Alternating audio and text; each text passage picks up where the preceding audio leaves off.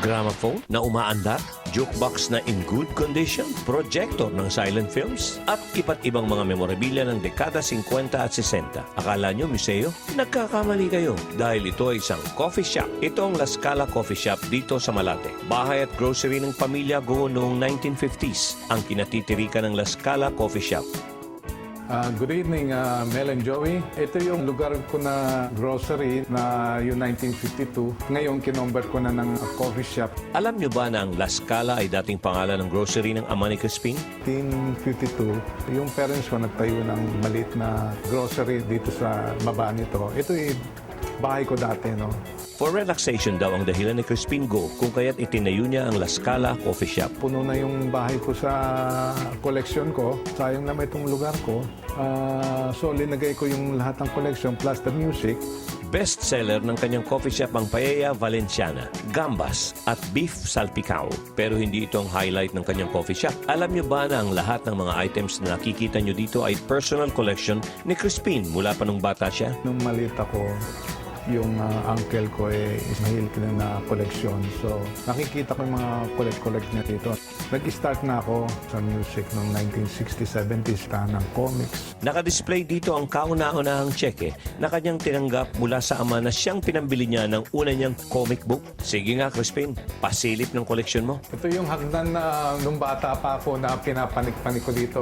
Ngayon, papasok tayo dito sa aking coffee shop na yung mga koleksyon ko andi dito sa loob. Phonograph na maliit pa ako noong 1962. Yung mga record ni Cliff Richard. Nung dumating si Cliff Richard dito, pinapermahan ko rin sa kanila yung mga records ko, pati yung mga ticket. Jukebox na isa sa collection ko rin. At it's working condition pa rin ito.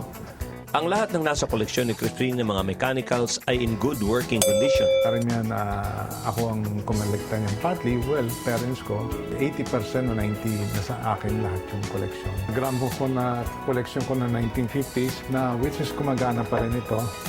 Isa sa typewriter ng aking parents na collection ko rin na Underwood, no? Tumatakbo pa rin yan. Hindi lang yan, kahit itong electric fan na ito ay umaandar pa rin. Galing, no? Ang pinagbabasehan naman sa mga collectors, may mint condition, may very good, may good. Pag mint condition, well, it's priceless. Kahit ang paborito niyang mga laruan at comics ay nandito din at nakadisplay.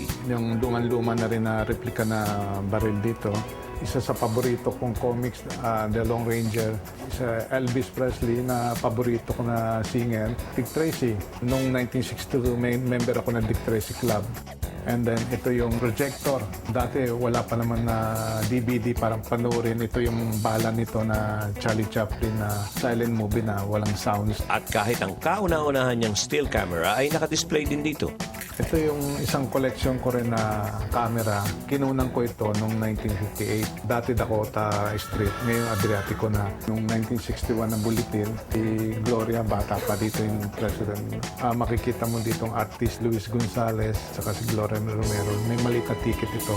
Itong papakita ko yung maliit pa ako. Para mabuo mo itong 24 na batters, kailangan magkaroon ka ng 24 na tansan para mapag-collect nito. At dahil mahilig sa music si Crispin, nakapaligid ang lahat ng paborito niyang record albums dito sa restaurant. Mga record na mga paborito ko dito, sila Elvis, Frank Sinatra. Paborito mo singer yung mga lahat. Hitting two birds with one stone ang ginawang ito ni Crispin. Biruin mo, may coffee shop ka na, nai-enjoy mo pa ang koleksyon mo. Yung kabataan ko na masaya tayo, wala tayong problema. Para ma-maintain natin yung kabataan natin. Oo. Isang masarap na pagkain, authentic na 50s music at ambience na nasa sinaunang panahon pa dito sa La Scala. Garantisadong magta-time travel ka papuntang dekada 50. Ayos!